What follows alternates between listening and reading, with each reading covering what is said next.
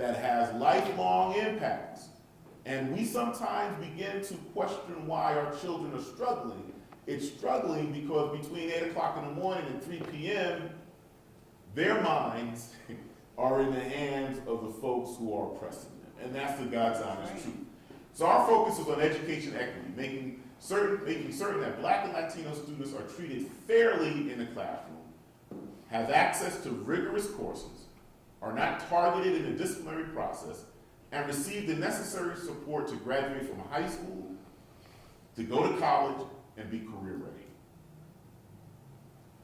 Equity, equality being fair and impartial.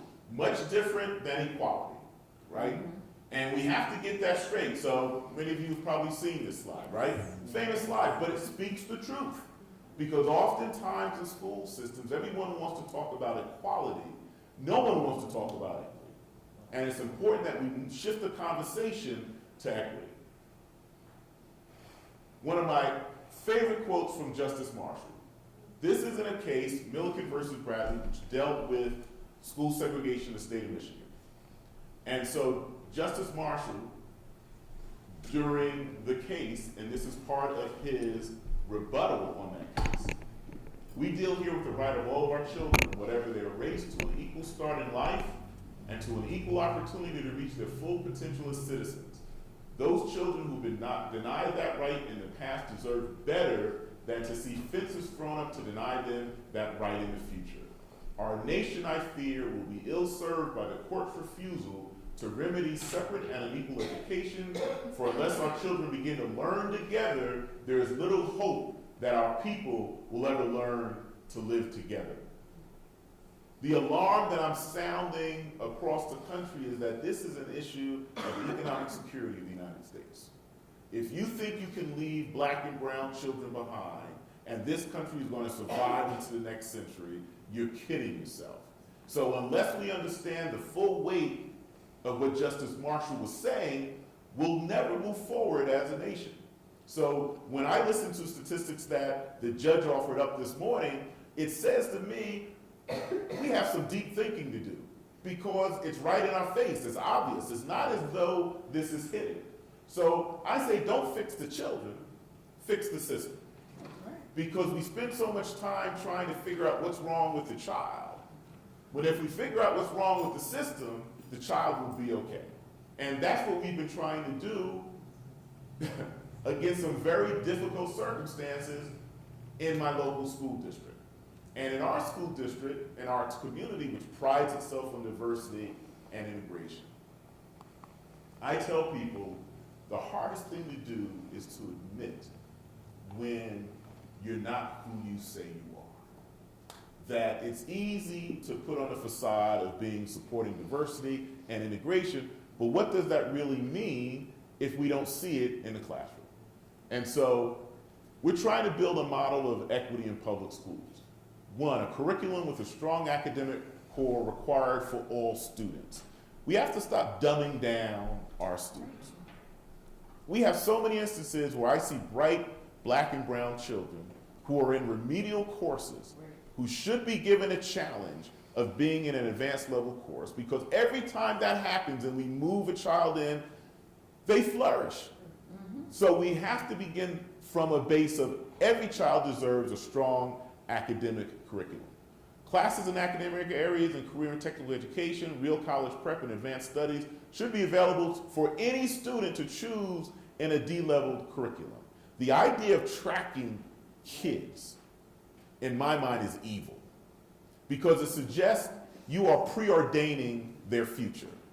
Instead, we should be providing every child an opportunity to maximize their potential. So many of our kids can't because they're locked in meaningless classes. I had a young man 2 years ago who called me. I'm a proud graduate of Morgan State University. I had a kid who called me 2 years ago because everyone in my town knows Mr. Fields went to Morgan. If you want to go to Morgan, call Mr. Fields. So he called me, and I've talked to enough young people to really gauge who they are when I talk to them on the phone. And I'm listening to this young man. I'm like, this is a bright young man. I'd love to get him to my alma mater. But then I said, tell me something about your academic record. What's your GPA? He had a 2.1 GPA. This is a young man who's a junior who thinks he's going to be able to apply to college with a 2.1 GPA. Somebody should have flagged him and said, wait a minute, the academic record just doesn't match this individual. So we have to make sure that we're preparing our students, give them strong academic support service. I can't stress the importance of guidance and guidance counselors from my own personal experience. I know a lot of kids have been ruined by guidance counselors because they've either gotten bad advice or no advice. And we've got to start treating that area of our public schools as a priority, because if not, a lot of our children will be railroaded. And then the final note, the criminalization of the disciplinary process. We've seen it in our high school. Part of the ACLU complaint, the data we got back was that in our high school, black girls, we're not a predominantly black high school, black girls were suspended 11 times the rate of white girls. And we're looking at the same way, how can that be? Like, it just, as someone said, like, are they just targeting them? Yes, they're just targeting them, because that's the only way you get that disparity. So we have to decriminalize the disciplinary process, because if we don't, it leads to that pipeline that the judge was talking about. It's all connected.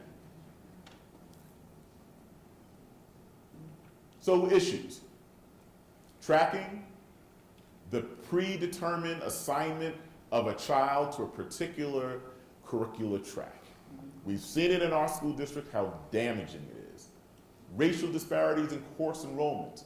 My daughter's experience, being able to access courses that are challenging and rigorous and that are at the level to which the student is capable of performing. It really ticked me off listening to a principal tell me that my daughter was going to be placed in a lower track math course, and we have the evidence that this child is gifted mathematically. And luckily, that principal is no longer in our system. Special education.